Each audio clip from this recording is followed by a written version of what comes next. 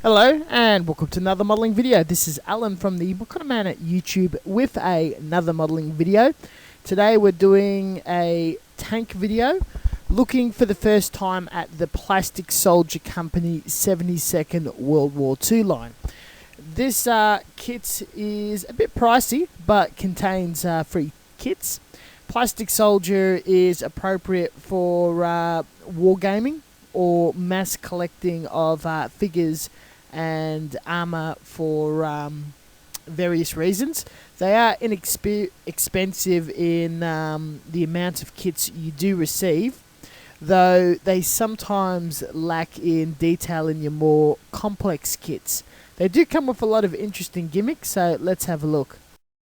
Looking immediately at the box, we've got multiple views of the actual tank artwork, with the back displaying a Vallejo color chart, which can be easily converted in other brands. The instructions inside only shows how to put it together. There's very few pieces, and it's almost a snap-esque kit, still requiring a little bit of glue and a parts list identifying what each component is actually called. 3 runners are found in the box, each tank for each runner. If you are collecting and buying them as a military modelling thing, if you get multiple friends together buying different kits, you can actually exchange runners or share it with a larger group of people. The first step went immediately to the turret, followed by the hull. The turret and hull actually has openable hatches, and the kit, which you'll see in a few pictures onwards, has figures. The model can be built and painted with each hatch open and a figure stationed inside. The tracks go together very easily with 2 parts of plastic. I've decided to paint then assemble for ease sake. Cleaning up was easy and no major faults such as flash or excess plastic. Nubs were appropriately placed. Assembly went together with the dream only utilising glue. Putty work wasn't really required, and there was a couple of extra accessories such as fuel tank cans and tank tracks that you could glue where you find appropriate if you want it on individual models or not. Plastic Soldier has also recently come out with a German command and stowage set with guns and ammunition and fuel tanks and extra tracks to glue all over your tank. I assume they'll make more for other subjects. All in all, just assembly alone, I'm very impressed with the detail and the overall look, as I've not seen T-70s in styrene form before. Just a note, I was painting this model at the same time as I was doing the large Russian tank destroyer. Both the finish was messed up and repainted.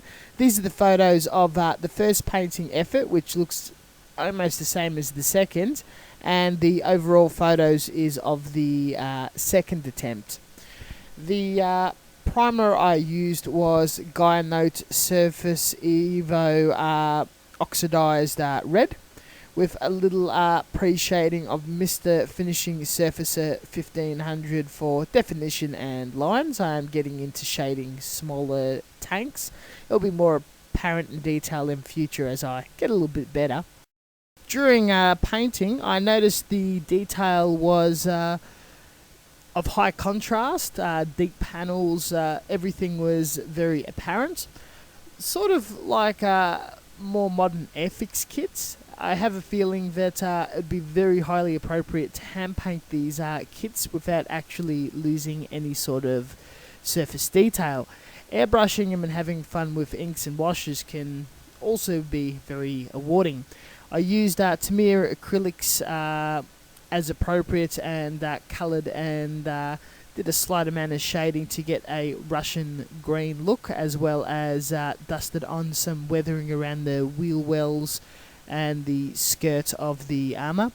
Decals, or aftermarket decals, was applied, which I purchased from a model show, which came in handy since this kit doesn't come with any. A small amount of detail was hand painted, such as the machine gun tank tracks and the rubber on the wheels. The whole model was given a sludge wash of Citadel black wash acrylic, then top coated with Tamiya clear matte, which resulted in a finished model. This model was not very challenging in the build process. The painting part, I made it challenging, and it was a lot of fun. I'm rewarded with what does look like an accurate enough model. Very collectible. It can be an issue if you only want one model and you have multiples in the box, if you don't have a club or friends to possibly share with. Though other subjects such as the American, German or English tanks have options to make various versions of things like the Churchill or Sherman or Panther tanks, as well as customization options. So it could be fun doing a diorama or a unit or number of tanks. But if money and hoarding kits isn't too much of a problem with you, and a $40-50 price tag isn't too much to pay, it's a fairly rewarding experience, and I definitely plan on collecting more of these box sets. I do recall that they've also done a smaller scale. I think maybe either 1/100 or something in the realm of the Flame of War scale. I've got a box somewhere of 5 absolute tiny Shermans, and they seem to be very tiny, very cute. The figures are a bit cartoonish. They've got big heads, smallish bodies.